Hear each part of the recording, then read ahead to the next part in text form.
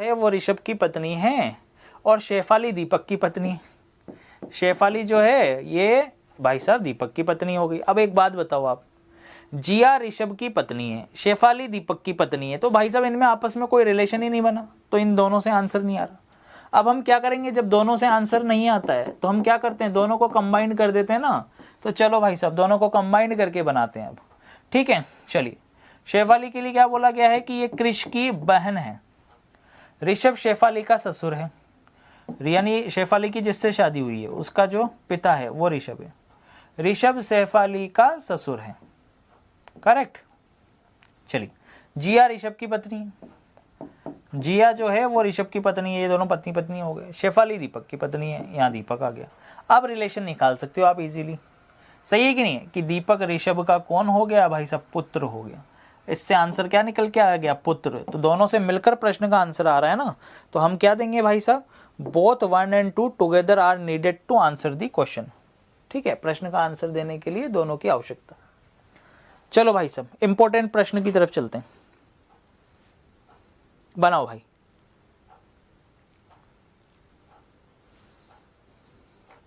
मैंने आप लोगों को एक चीज समझाई थी, 1 सेकंड में लेना चाहूंगा आपके, 10 सेकंड ना, 10 सेकंड आपके लेना चाहूंगा। देखो मेरे भाई, आपने नए साल में बहुत सारे प्रण अपने आप से किए होंगे आईने के सामने खड़े होके, शायद बिना खड़े होके भी आपने बहुत सारे प्रण कर लिए होंगे अपने आप से, है ना। लेकिन आपको भी पता है कि साल के अंत तक आते आते आपकी क्या हालत होती है, फिर दोबारा से प्रण लेने पड़ जाते हैं नेक्स्ट ईयर के लिए। तो यही कार्यक्रम और यही कथा आपको आगे तक रिपीट करते जानी है और अपनी ज़िंदगी को व्यर्थ करना है, या वास्तव में सीरियस होकर डेली बेसिस पर आपको मेहनत करनी है। Choice is yours. बात समझ में आ रही है, चॉइस इज़ योर्स।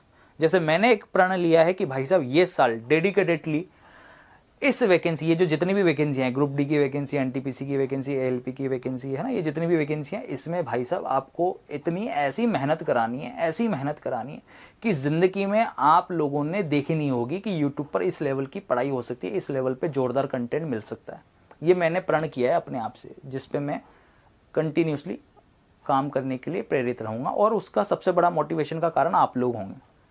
अब जो मेरे साथ मिलकर मेहनत करना चाहता है तो वो भाई साहब बढ़िया से एक रजिस्टर बना लेना, जो जहाँ जो चीज़ मैं बोलता हूँ कि ये इंपॉर्टेंट है, इसको आप लोग नोट कर लेना, तो उसको नोट कर लोगे तो आपका ही फ़ायदा है, बाद में रिवीजन करने में आपको हेल्प मिलेगी।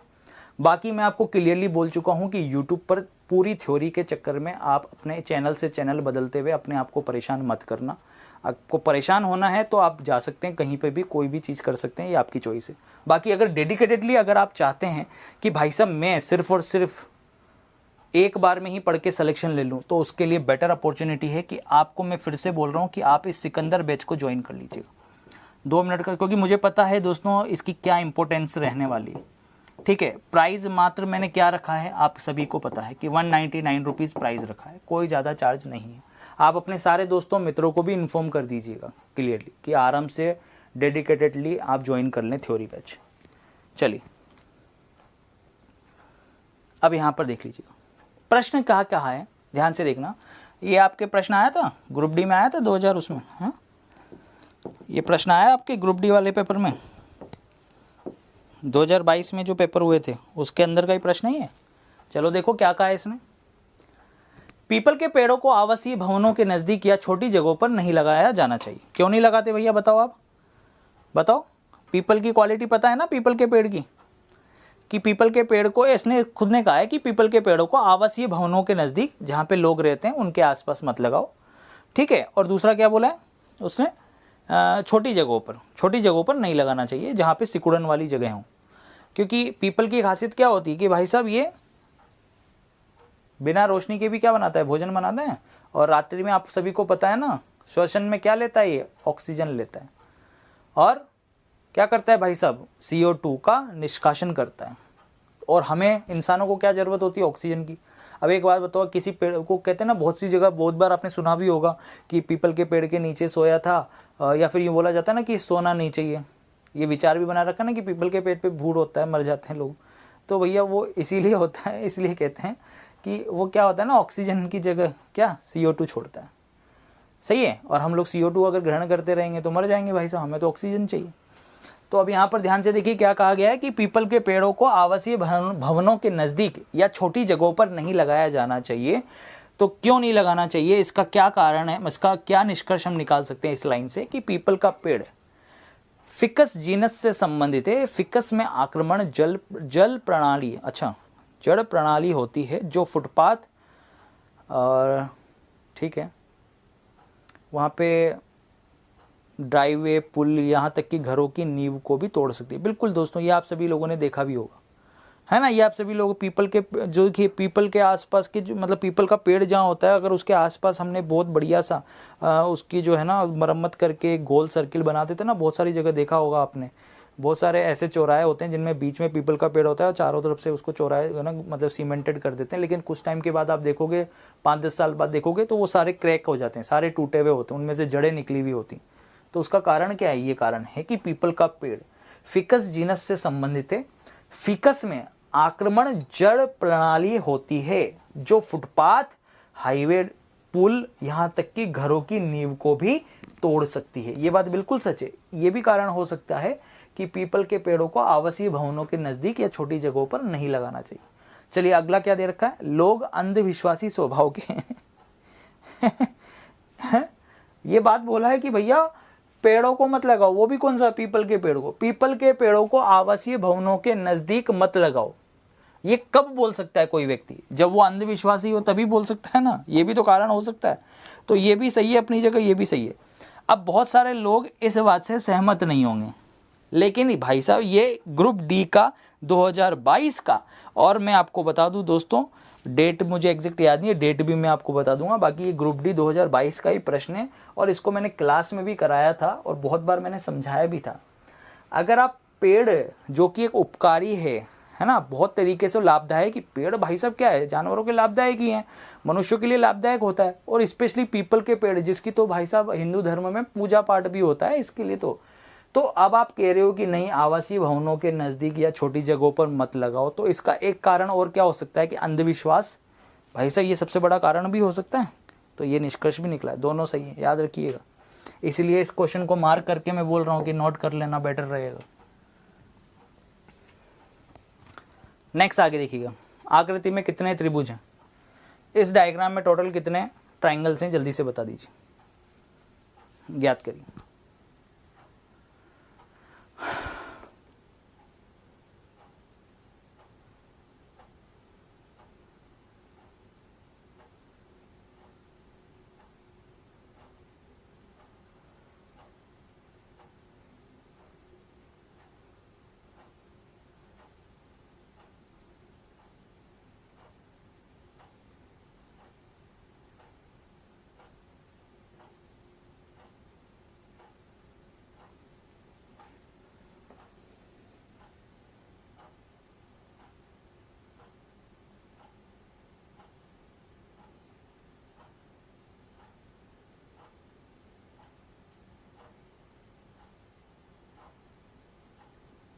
बहुत बढ़िया, आज हम आपका अच्छा गया टेक का पेपर, वेरी गुड, बहुत बढ़िया।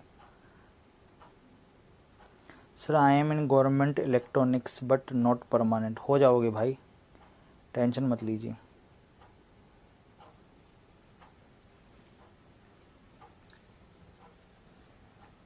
ये देखिए, 1, ये 2, 3, 4, 5, 6, सही है। ये 7, ये 8, ये 9। फिर आप देखिए इन दोनों से मिलकर 10, इन दोनों से मिलकर 11। फिर आप देखिए यहाँ पर ये वाला, ये जो हो गया, ये हो गया 12, सही है, 12 हो गया, करेक्ट है। ये आपका आंसर। और कोई बन रहा है? और कोई बन रहा है तो आप बना सकते हैं, कोई दिक्कत नहीं। बताइए, 12 है, करेक्ट है, लॉक कर दिया जाए 12 को। बहुत बढ़िया, चलिए नेक्स्ट अगला देखिए। 13 को 182, 22 को ये और ये, है ना दोस्तों, वेरी वेरी इंपॉर्टेंट है। 4 से 5 बार कम से कम 4 से 5 बार सेम कंसेप्ट के साथ पूछा गया। 4 से 5 बार एग्जाम में आ चुका है रेलवे के। अब ये परमानेंटली मैंने आपको समझाया ना, स्क्वायर में सेम चीज़ें जोड़ना। तो जैसे ये क्या हो रहा है, 13 का स्क्वायर प्लस 13 वाला लॉजिक लग रहा है इसके अंदर, 182। या आप इसी को ये भी बोल सकते हैं कि 14 का स्क्वायर माइनस 14 आप करोगे तो भी 182 ही आएगा, चाहे आप प्लस करके सेम प्लस करो या फिर आगे जाकर पीछे माइनस करो, सेम चीज़ है। तो यहाँ पे क्या बनेगा, या तो मैं इसको लिखूँ 22 का स्क्वायर प्लस 22, या फिर इसी कंसेप्ट को मैं क्या लिख सकता हूँ 23 का स्क्वायर माइनस 23, सेम संख्या आएगी। करेक्ट है। तो 22 का स्क्वायर दोस्तों आप सभी लोगों को पता है 484 प्लस 22 आप इसके अंदर ऐड करेंगे, ठीक है, तो क्या हो जाएगा 506। जैसे आप इसको देख सकते हैं 20 का स्क्वायर माइनस 20 लिख सकता हूँ इसको मैं, या 19 का स्क्वायर प्लस 19। करेक्ट, करेक्ट है। बहुत सारे लॉजिक है यार। 13 का स्क्वायर, या 13 इंटू 14 भी बोल सकते हो, ठीक है, ये भी बोल सकते हो। चलिए नेक्स्ट बनाइए इसको।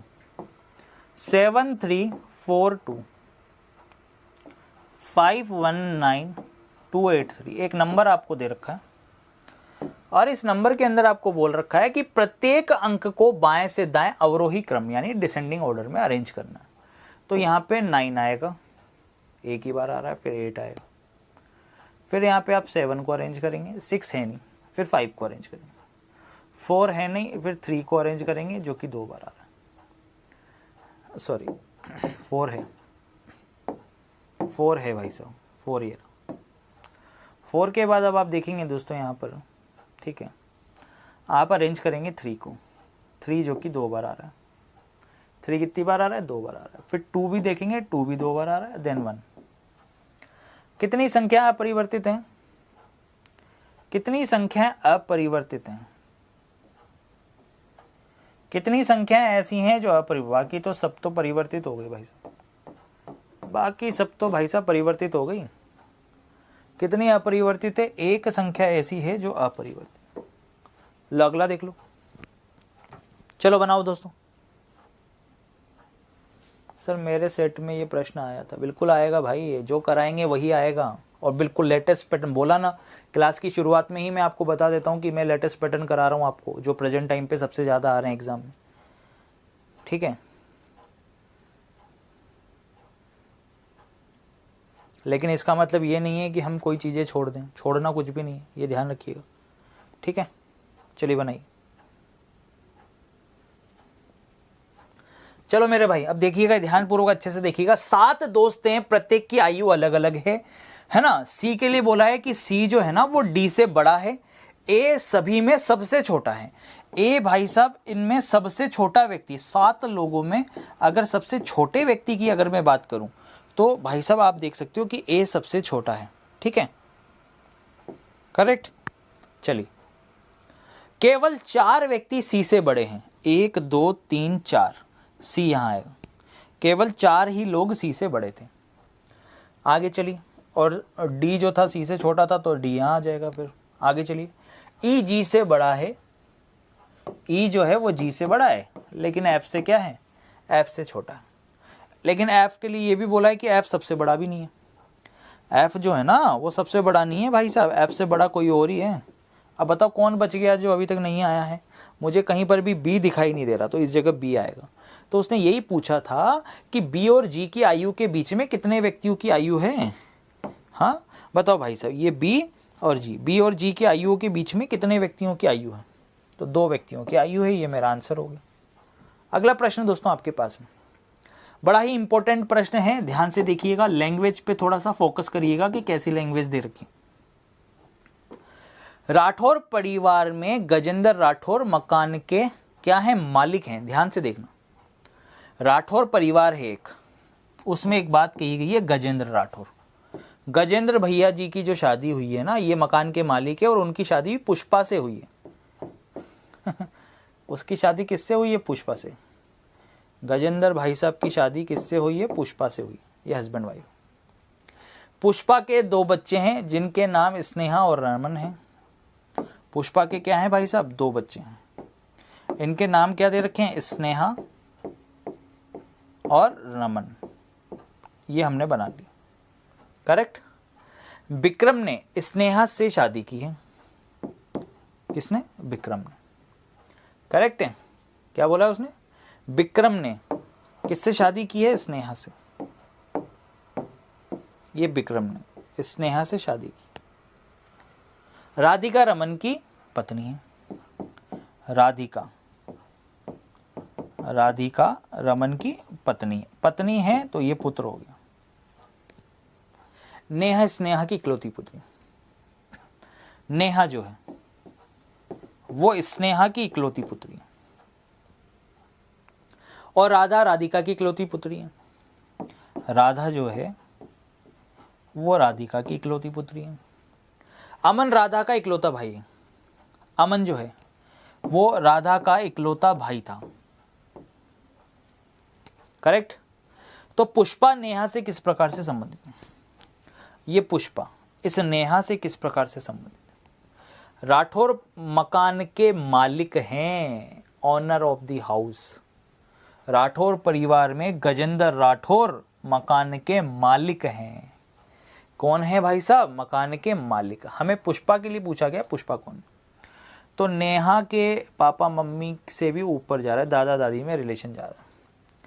तो कुल मिला के पुष्पा जो भी है कज़न तो हो नहीं सकता, चाची ताई बुआ हो नहीं सकता, माँ वाला रिश्ता हो नहीं सकता। तो एक रिश्ता दे रहे। देखो जेंडर नहीं क्लियर था फिर भी आपका आंसर आ गया। देखिए आपके पास जेंडर की मकान का मालिक है तो क्या हुआ भैया? जेंडर तो क्लियर नहीं है ना। ठीक है, is the owner of house. ठीक है, अब फीमेल भी तो ऑनर हो सकती है, लेकिन वहां पे इंग्लिश में तो ऑनर ही लिखा होगा, लेकिन हिंदी में मालकिन लिखा होगा ना। अगर एक बात बताओ, गजेंद्र राठौर एक महिला होता, ठीक है, एक महिला होती तो यहाँ पे क्या लिखा होता? मकान के मालकिन है, ये लिखा होता ना, मकान के मालिक थोड़ी लिखा होता। तो इंग्लिश से तो क्लियर नहीं हुआ, लेकिन हिंदी से क्लियर हो रहा है कि ये मेल है 100% और ये फीमेल है। करेक्ट है, बात समझ में आ रही है? अब पुष्पा के 2 बच्चे थे जिनके नाम स्नेहा और रमन थे। करेक्ट है। अब देखो नेहा के पेरेंट्स और उसके मम्मी पापा, तो कहाँ पे चला गया रिलेशन? नाना नानी दादा दादी में चला गया। और हमारे पास भाई साहब और कोई ऑप्शन ही नहीं है इसके अलावा। ग्रैंड पेरेंट्स तक जाने के लिए, रिलेशन फाइंड करने के लिए हमारे पास और कोई ऑप्शन है नहीं। बाय ऑप्शनली अगर मैं टिक करूं तो भी मेरा आंसर सी है। नया आंसर आते हुए भी भाई साहब मैं आंसर दे सकता हूं प्रश्न का। तो ये कुछ खास प्रश्न होते हैं, इसीलिए मैंने स्टार्टिंग में ही बोला इंपॉर्टेंट लगा लो इसको। आपका क्वेश्चन पूरा सोल्व नहीं हुआ लेकिन फिर भी आप आंसर टिक कर पाए। चलिए नेक्स्ट, आगे चलिए। 2 लड़के दे रखे हैं, a group of 2 boys Alpesh and Dhruvit, और 2 लड़कियां सगुण और वंदना का एक समूह एक गोल मेज के चारों ओर बैठा है। 2 लड़के और 2 लड़कियों का एक समूह है, एक गोल मेज के चारों ओर बैठे हैं, सभी अंदर की ओर मुंह कर रखा है इन्होंने। 2 तो लड़के 2 लड़कियां, टोटल 4 लोग। अब बताओ, यहां तक कि रामायण तो सिर्फ समझाने में ही निकल गई तुम्हारी। कुल मिला के 1 लाइन का प्रश्न है, मात्र 1 लाइन का प्रश्न है। देखो पढ़ो अब ढंग से क्या बोला है। यहां से वो भी है, ध्रुवित और सगुण के बीच अल्पेश बैठा। ये ध्रुवित, इसको मान लेते हैं ध्रुवित। अब उसने क्या बोला? ध्रुवित और सगुण के बीच अल्पेश है। ध्रुवित सगुण अल्पेश यहां ले लो, ठीक है, अल्पेश यहां ले लो, या ध्रुवित सगुण अल्पेश यहां ले लो, कहीं भी ले लो भाई साहब। अब उसने ये पूछा कि वंदना के ठीक बाएं कौन है, बस मुझे तो ये बता दो। करेक्ट है, वंदना के ठीक बाएं कौन बैठा हुआ है? सही है, करेक्ट है, यही बोला। अब देखना भाई साहब, इधर वंदना यहां हो सकती है। अगर वंदना यहां हुई, सोचिए वंदना अगर इस जगह हुई, ठीक है, तो आप खुद देख सकते हैं यहां पर कि सगुण यहां हो सकता है, सगुण यहां हो सकता है, या फिर भाई साहब वंदना अगर इस जगह हुई तो सगुण यहां हो सकता है। करेक्ट। हमने ये पूछा है कि वंदना के ठीक बाएं कौन बैठा है, तो वंदना के ठीक बाएं या तो ध्रुवित आएगा, वंदना के ठीक बाएं या तो अल्पेश आएगा। सही है। अब यहां पर देखते हैं भाई साहब, आपको क्या बोला है। वंदना अल्पेश के विपरीत बैठी है। उसने ये पूछा कि कौन सा सही है, जल्दी से बता दो फटाफट से। वंदना क्या अल्पेश के विपरीत बैठी है? जी नहीं। ध्रुवित सगुण के विपरीत बैठा है। ध्रुवित सगुण के विपरीत है क्या? जी नहीं। ध्रुवित अल्पेश के ठीक दाएं बैठा है, या फिर ध्रुवित और सगुण एक दूसरे के साथ नहीं बैठे हैं? ध्रुवित अल्पेश के ठीक, ध्रुवित अल्पेश के क्या ठीक दाएं बैठा है? जी नहीं, वो तो विपरीत है, ये भी रॉन्ग। अब ये वाला सही हो गया। इसका मतलब ध्रुवित और सगुण एक दूसरे के साथ नहीं बैठे हैं। ध्रुवित और सगुण एक दूसरे के साथ नहीं बैठे हैं। एक दूसरे के साथ नहीं बैठे। बैठे हैं क्या एक दूसरे के साथ? बताओ भाई साहब।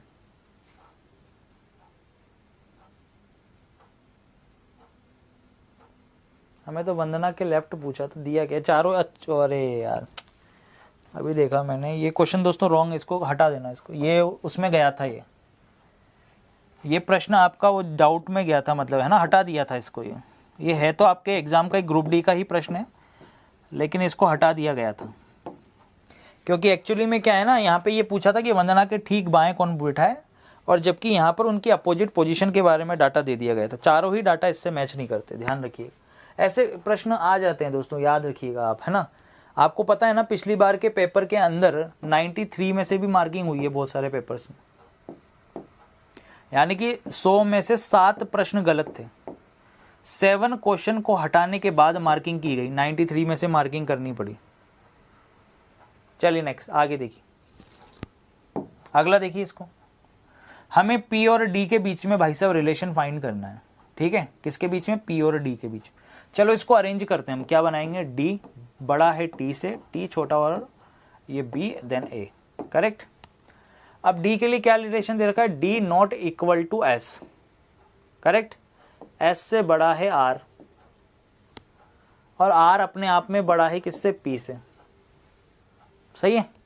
अब यहाँ पे क्या बोला गया है दोस्तों, ध्यान से देख रहे हैं, P not equal to D, P not equal to D, क्या ये सही है? ये बात बड़ा ही मजेदार प्रश्न है दोस्तों, बहुत मजा आने वाला है आपको इस प्रश्न के अंदर। यहां बना लूं इसको, देखिए, चलिए, D बड़ा है T से, फिर ये B बना लिया, फिर मैंने A बना लिया है। अब D के लिए आगे देखिए क्या रिलेशन था, नॉट इक्वल टू S, फिर बड़ा है R, फिर ये बड़ा और बराबर है दोस्तों P से। देखो नए प्रश्न कितने शानदार हैं। तो पहले तो हमने दोनों स्टेटमेंट से एक स्टेटमेंट बना लिया। अब आप देखिए ब्रेक पॉइंट कहां पर बन रहा है, ये ब्रेक पॉइंट चिन्ह परिवर्तित, फिर अगर आप देखें तो ये ब्रेक पॉइंट चिन्ह परिवर्तित, फिर ब्रेक पॉइंट चिन्ह परिवर्तित, देख रहे हो, बी के दोनों तरफ चिन्ह अलग अलग हैं, टी के दोनों तरफ चिन्ह अलग अलग हैं, यहाँ भी चिन्ह अलग अलग। हमें टी और ए के बीच में रिलेशन बोला गया, टी ये रहा, ए ये रहा, बीच में बी पे ब्रेक पॉइंट हो गया, तो टी का ए के साथ कोई रिलेशन नहीं होगा। अब इंटरेस्टिंग ये वाला है, P not equal to D, P D के बराबर नहीं है, D के बराबर तो पहली बात तो रिलेशन हो ही नहीं सकता P का, बताइए क्यों? बीच में ब्रेक पॉइंट है, तो ब्रेक पॉइंट है तो चिन्ह परिवर्तित हो गए, रिलेशन नहीं हो सकता।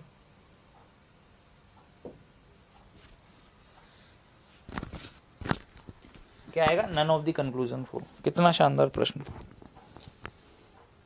चलिए नेक्स्ट, अगला क्वेश्चन। 4 में से 3 में समानता है, वह कौन सा है जो अलग है, ज्ञात करिए। बनाओ मेरे भाई। 4 में से 3 में समानता है दोस्तों।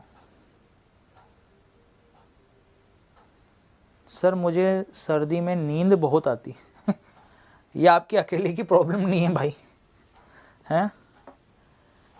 ये 90% जनता की प्रॉब्लम है। ये 2 महीनों में तो रहेगी आपकी, थोड़ी बहुत नींद रहेगी जनवरी फरवरी में।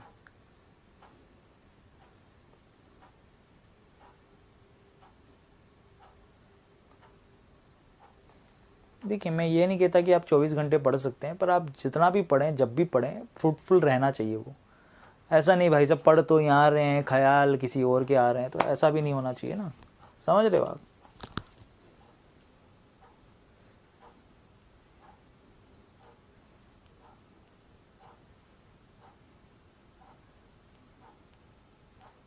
नहीं आया समझ में?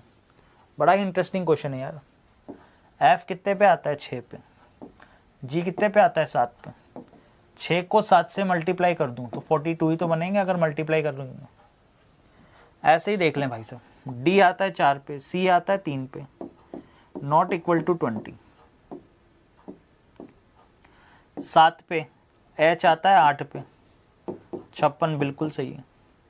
ये 8 पे, आई आता है 9 पे, 72 आ रहा है, बिल्कुल सही है। तो कौन सा मैच नहीं करेगा? ये मैच नहीं करेगा, सही है। लीजिए अगला देखिए, ये वाला प्रश्न हो चुका है, करा चुका हूं मैं।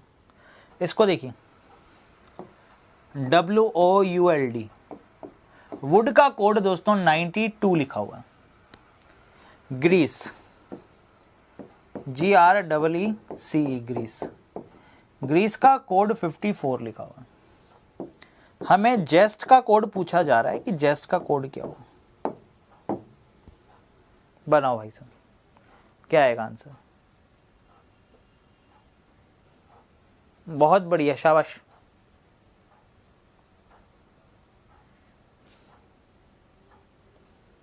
इतना शानदार और इंटरेस्टिंग क्वेश्चन है, सच बता रहा हूं, अगर मेरे पास ये क्वेश्चन होता और मैं अगर एग्जामिनर होता तो मैं तुम्हें 100% गारंटी के साथ ये प्रश्न देता, जैसा कि ग्रुप डी वाले ने दिया। पिछली बार का ग्रुप डी का पेपर अगर आप लिटरली अगर आप देखो तो तुम्हें ऐसा लगेगा कि भैया IAS IPS लेवल के जो पेपर होते हैं ना, कहीं उसकी रीजनिंग तो नहीं पूछ ली। पूरा पेपर लल्लू है ना, 30 में से 25 क्वेश्चन तो ऐसे कि कोई भी कर ले, लेकिन 5 क्वेश्चन ऐसे कि भाई साहब तुम्हारी हालत खराब कर दे एग्जामिनर।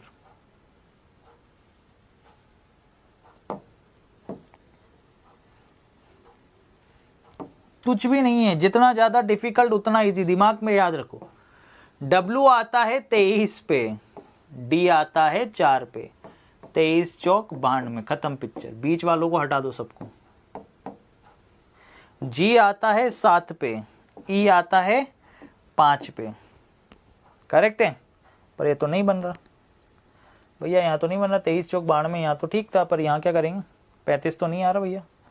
ग्रीस को तो 54 लिखा हुआ है, 9 छिंग 54 होता है मित्रों? कुछ और लॉजिक है क्या यार? मैं तो सोचा था बड़ा इजी प्रश्न हो जाएगा ये। 26 × 20, 26 × 20, 26 दूनी, ये भी नहीं किया मैच तो। 145 आंसर आ रहा है भाई साहब यहाँ पे। एक बच्चे का आंसर आ रहा है सर 45।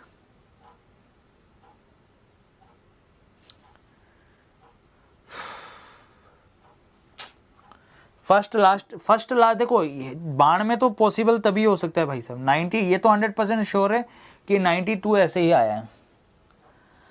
अपन इसको लिख सकते हैं हाईएस्ट, ये हाईएस्ट नंबर है भाई, इसमें आने वाला सबसे बड़ा यही है, तो डी को हम लिख सकते हैं लोवेस्ट। तो यहाँ पे जी और ये नहीं होगा। हाईएस्ट कौन है?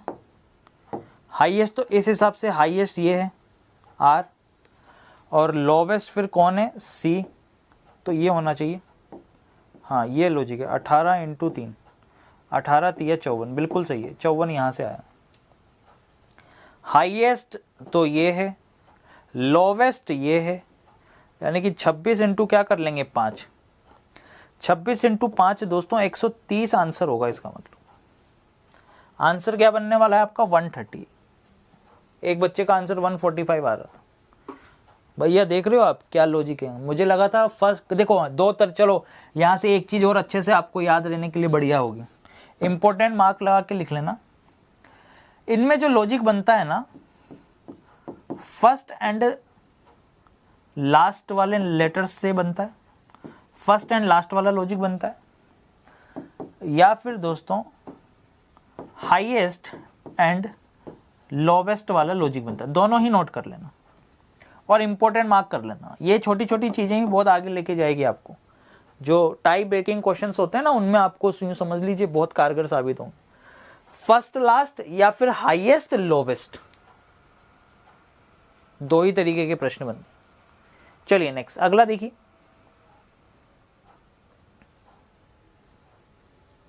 $420 बनाना है हमें। 15 8 120 होता है। 120, 12 दूनी 24, 20 × 15, 15 दूनी 30।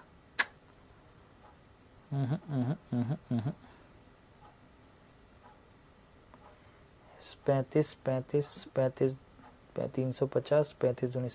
ओके, बहुत ही बढ़िया लॉजिक। देखिए लॉजिक देखिए कितना प्यारा है इसके अंदर। इसके अंदर क्या किया गया? 12 + 8 + 15 को पहले जोड़ा गया। जब आप इनको जोड़ोगे तो ये आएगा 35। अब 35 को 420 बनाना है तो भाई साहब ये डिजिट क्या है? 12 दे रखा है ना, तो 12 से गुणा करना पड़ेगा। ठीक है, कितना हो गया? 420 हो गया। फिर नेक्स्ट आगे अगला वाला देखिए। 261 बनाना है, इसका मतलब 9 + 13 + 7 इसको जोड़ दिया हमने, ये कितना बन गया 29। कितना बन गया दोस्तों 29, करेक्ट है। 29 को फिर 9 से गुणा करेंगे क्योंकि ऊपर कौन है 9 है ना, तो 29 को 10 से गुणा करते तो 290 हो जाता। 29 को 9 से गुणा किया है तो 261, बिल्कुल सही है। चलिए इसको देखिए, 13 + 12 ये 25, 25 + 9 34। 34 को गुणा कर लो भैया 13 से, 34 को गुणा करोगे आप 13 से, तो 13 चौक 52 का 2, 5 ऊपर, 13 3 39 और 5 44, तो आंसर बनेगा दोस्तों 442। कितना शानदार प्रश्न था। चलिए अगला प्रश्न, 4 में से 3 में समानता है, वह कौन सा है जो अलग है दोस्तों, ज्ञात करके बता दीजिए फटाफट से, डू फास्ट, बनाइए। 899,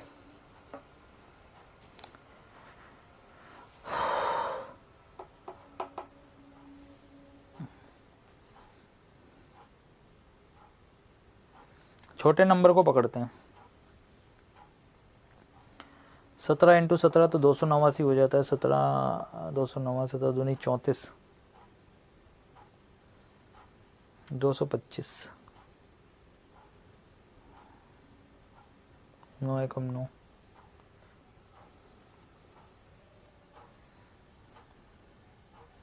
भैया ये तो डेंजर प्रश्न है।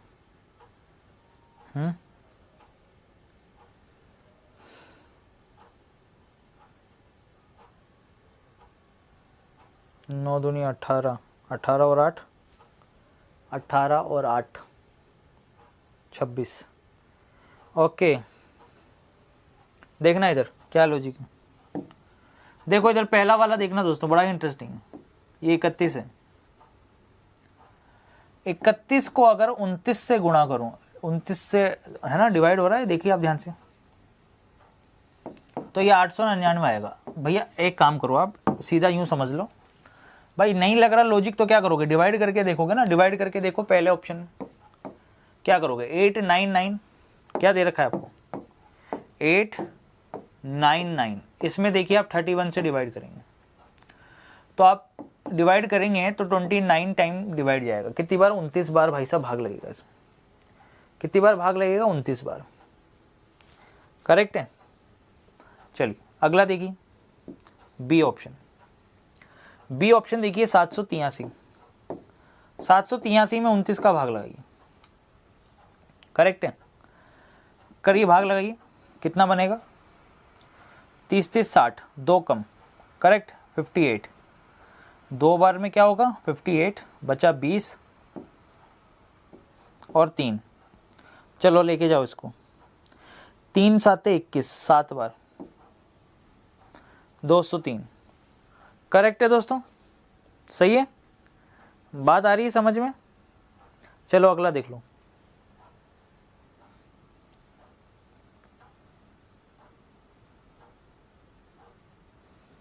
सी ऑप्शन, 1517, इसमें भाग लगाओ 41 का, क्या आएगा,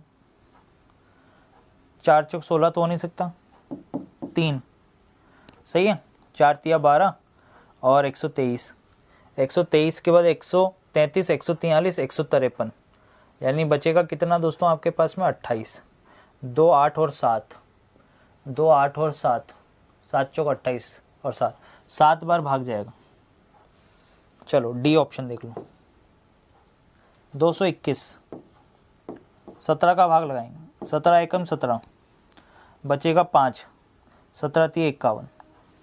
अब आप देख रहे हो इंटरेस्टिंग कौन सा अलग है, ये 29 एक प्राइम नंबर मिला है आपको, देख रहे हो, ये 37 किसी का भाग नहीं लगेगा भाई साहब, ये भी आपको क्या मिला है भाग लगाने के बाद प्राइम नंबर।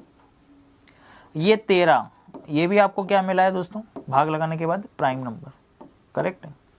लेकिन भाई साहब 27 is not a prime number, not a prime number, ये प्राइम नंबर नहीं है भाई साहब, ये एक प्राइम नंबर नहीं है, बाकी सब प्राइम नंबर। कितना शानदार लॉजिक था इसका, डायरेक्टली तो नहीं निकाल पाए, लेकिन डिवाइड करने के बाद जो नंबर आया उसके हम इजीली फाइंड कर पा रहे हैं कि इससे डिवाइड करने के बाद ये प्राइम नंबर नहीं है। बड़ा ही इंटरेस्टिंग क्वेश्चन था। दोस्तों आज के सेशन को अपन इतना ही रखते हैं, बाकी की चीज़ें अपन आगे करेंगे, है ना। ये जो थोड़े बहुत क्वेश्चन बचे ना सिटिंग अरेंजमेंट वाले, इनको अपन कर लेंगे अपन, ठीक है, टेंशन मतलब कल की क्लास में अपन सबसे पहले आके इनको ही करेंगे। ओके गाइस, मज़ा आया कि नहीं आया ये बताओ। पीडीएफ दोस्तों आपको मिल जाएगी, पेपर बड़ा ही शानदार दोस्तों, बहुत ही प्यारा पेपर था ये, है ना। हालांकि ये किसी पर्टिकुलर पूरा एक पेपर नहीं था, ये 5 पेपरों का संगम था, मैं आपको बता दूं, क्योंकि मुझे जो लगे कि यार ये प्रश्न थोड़े से हार्ड हैं, इनमें दुख और संकट आ सकता है, तो भैया उन्हीं को हम लोग कर लेते हैं, ठीक है। करेक्ट है कि नहीं। Reasoning live bye Deepak sir and reasoning live shorts दोनों ही चैनल को सब्सक्राइब कर लीजिएगा, और साथ ही साथ रीजनिंग लाइव बाय दीपक सर चैनल को भैया ऑफिशियली ज्वाइन, बहुत सारे फर्जी टेलीग्राम ग्रुप बने हुए हैं अपने नाम से, तो उनको बंद करा के थक गए फिर बन जाते हैं, तो बेटर है कि आप भैया उनको छोड़ देते हैं, उनको करने देते हैं और आप अपना कर लो, है ना। आप ऑफिशियली ज्वाइन कर लो t.me/reasoning live by Deepak sir channel, पूरा लिखना, या फिर वीडियो के डिस्क्रिप्शन में जाके ज्वाइन कर लेना। मज़ा आया कि नहीं आया ये बताओ। सबसे पहले ये बताओ कि आपको मज़ा आया कि नहीं। रीजनिंग लाइव बाय दीपक सर, ये अपनी ऐप है, इसको आप डाउनलोड कर लीजिएगा, ठीक है। मैं आपको बता दूं दोस्तों 199 रुपीज़ में बैच आपके पास में अवेलेबल है, अंतिम मौका आपके पास में है ना। अपने पैर पे कुल्हाड़ी बिल्कुल मत मारिए, इधर उधर आपको कहीं भटकने की आवश्यकता ही नहीं है, ठीक है ना। हजारों लाखों बच्चे सेलेक्ट होके बढ़िया से जॉब कर रहे हैं, शांति से पढ़े हुए हैं, आप भी पढ़ के सिलेक्शन ले लोगे, विश्वास रखिए। मात्र 199 रुपीज़ में आपके पास बैच अवेलेबल है, और आप भी मत भटकिए और किसी और को भी भटकने मत दीजिए, इतना तो मुझे विश्वास है अपने सभी विद्यार्थियों पर, ठीक है। जो जुड़ गया उसको पता है कि क्या मिल रहा है और कैसी चीज़ें अपने को सीखने को मिल रही हैं। बाकी घूमने वाला तो भाई साहब, उसको करोड़ रुपया भी दे दो ना तो भी वो घूमता ही रहेगा, घूम फिर के खाली हो जाए। और जिसको वास्तव में कुछ कर गुजरने की तमन्ना है ना, तो वो बिल्कुल सही जगह पर है।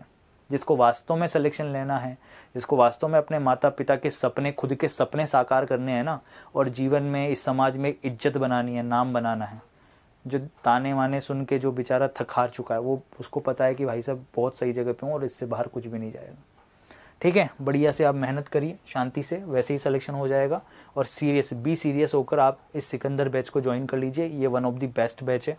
पूरी एप्लीकेशन पर सबसे लेटेस्ट पैटर्न पर अगर कोई बैच है तो वो यही बैच है, और इसमें बहुत मेहनत करिए, अपने जीवन के 10 साल का एक्सपीरियंस झोंका है इस वाले बैच के अंदर। तो आप बढ़िया तरीके से आप इसे ज्वाइन करके आराम से पढ़िए, वैसे ही सिलेक्शन हो जाएगा, कहीं नंबर नहीं कटेंगे। मैं तो आपको कह रहा हूँ 10 साल बाद भी इस बैच में पढ़ाई हुई चीज़ों को आप भूलेंगे नहीं, ये मैं आपको गारंटी के साथ कह सकता हूँ, ठीक है। आप वीडियोस को डाउनलोड कर लीजिएगा, पैनल की पीडीएफ्स वगैरह भी मिलेंगी, संभाल के रख सकते हैं, चाहे तो आप मोबाइल एप्लीकेशन, डेस्कटॉप एप्लीकेशन सभी पे चलेगा, 1 साल की वैलिडिटी है, अनलिमिटेड एक्सेस है। वीडियोस की क्वालिटी और स्पीड दोनों आपको चेंज करने का ऑप्शन मिलेगा। 200 मॉक टेस्ट आपको मिल रहे हैं विद डिटेल सॉल्यूशन और ऑल इंडिया रैंक के साथ में। साथ ही साथ मोबाइल एप्लीकेशन और डेस्कटॉप एप्लीकेशन दोनों पर आप इस बैच को चला सकते हैं। क्विज, डाउट सेशन और टेलीग्राम ग्रुप, सारी चीज़ें आपको मिलने वाली, ठीक है। इसके अलावा मेरे भाई एक्सप्रेस बैच के अंदर आपको सभी सब्जेक्ट की सभी क्लासेस मिल जाती हैं। अगर आपको सारे सब्जेक्ट चाहिए तो गोल्डन अपॉर्चुनिटी है, मैं तो कहूँगा दोनों ही बैच ले लेना भाई मेरा एक्सप्रेस बैच में आपको, ताकि सारे सब्जेक्ट मिल जाएं और लेटेस्ट पैटर्न के अकॉर्डिंग आपको सिकंदर बैच में रीजनिंग मिल जाए। इससे बेस्ट कुछ भी नहीं हो सकता। दोनों के बैचेस की कंबाइंड प्राइस भी देखोगे ना तो भी 398 रुपये पे करने पड़ रहे हैं आपको 1 साल के लिए, टेंशन फ्री हो। तो चॉइस इज़ योर्स भाई, ठीक है, करेक्ट है। इसके अलावा बढ़िया मौका आपके पास में है, इंडिविजुअल किसी भी एग्जाम के लिए आपको टेस्ट सीरीज चाहिए तो अपनी ऐप पर बहुत ही बढ़िया टेस्ट सीरीज अवेलेबल है। और बाकी मंडे टू फ्राइडे तो आप लोगों के लिए डेली टेस्ट चालू कर ही दिया है, till the end of the exam. जब तक आपके एग्जाम चलेंगे तब तक ये टेस्ट भी चलेगा आपके पास, है ना। तो इसे भी आप लगाते रहिएगा। बैच कैसे ज्वाइन करना है इन्फॉर्मेशन दे देता हूँ। रीजनिंग लाइव बाय दीपक सर ऐप को डाउनलोड कर लीजिएगा, है ना, जल्दी से जाइए रीजनिंग लाइव बाय दीपक सर ऐप को डाउनलोड कर लें। पेड कोर्स पे क्लिक करेंगे, सारे कोर्सेज आपको दिख जाएंगे। जो भी कोर्स आपको चाहिए उसके बाय नाउ पे क्लिक कर लो। बाय नाउ पे क्लिक करने के बाद नीचे देखिए पे ऑनलाइन का ऑप्शन आया, उस पर क्लिक करके पेमेंट कर देना है। और पेमेंट करने के बाद आपको आपका बैच कहाँ पे दिखेगा, माय कोर्स वाले सेक्शन में आपको आपका बैच दिखेगा भाई, ठीक है, करेक्ट है, बात समझ में आ गई। कोई भी समस्या हो तो 9602514332 पे कॉल कर सकते हैं। अच्छा, एक जानकारी और देनी थी, जो 700 क्वेश्चन वाली पीडीएफ है वो आप सभी लोगों ने डाउनलोड कर ली। 700 क्वेश्चन वाली जो पीडीएफ है वो आपने डाउनलोड कर ली ऐप से? मैं आपसे पूछ रहा हूँ। प्रीवियस ईयर पेपर वाले सेक्शन में मैंने 700 क्वेश्चन की रीजनिंग की एक पीडीएफ दी थी, जिसके अंदर बहुत सारे क्वेश्चंस हैं, ठीक है। क्या आपने डाउनलोड कर ली वो? इसके नीचे डेली क्विज के नीचे एक सेक्शन दिखेगा आपको यहाँ पे, ठीक है, प्रीवियस ईयर पेपर। वहाँ से आपको 700 क्वेश्चन की एक PDF दी गई है, उसको डाउनलोड कर लेना मेरे भाई। बहुत मेहनत करके बनाई है ग्रुप डी NTPC वाले बच्चों के लिए, ठीक है। ALP वाले बच्चे सारे क्वेश्चन उसमें कंबाइन करें अपन ने, तो उसको लगाओ भाई। जितना जल्दी उसको कवर करोगे उतना अच्छा है तुम्हारे लिए। डेली के 10-20 क्वेश्चन भी कर लोगे तो भी कवर हो जाएगी आराम से 1-1.5 महीने में। कहाँ दिक्कत आ रही है अगर आराम से कछुए की चाल से चलोगे तो भी। आपको एक बात बता दूं वैसे मैं आपको, वो जो कहानी आप सुनते थे ना कछुए वाली, हैं, खरगोश और कछुए की कहानी आप सभी ने सुनी होगी, है ना, धीरे धीरे चलेंगे अपनी मंजिल पे पहुंच जाएंगे। वो किताबों में कहानियों में ही अच्छी लगती है ना। रियल लाइफ में तो आपको भी पता है कि कछुए की चाल से चलोगे तो क्या ही होगा। तो बनना तो खरगोश ही पड़ेगा मेरे भाई, भागना तो खरगोश की स्पीड से पड़ेगा, तब जाके चीज़ें कवर करते हुए प्रैक्टिस करते हुए सिलेक्शन ले पाओगे। चलिए बाय, टेक केयर। समझदार हैं बाकी आप लोग। Have a nice day, love you all, take care, good night.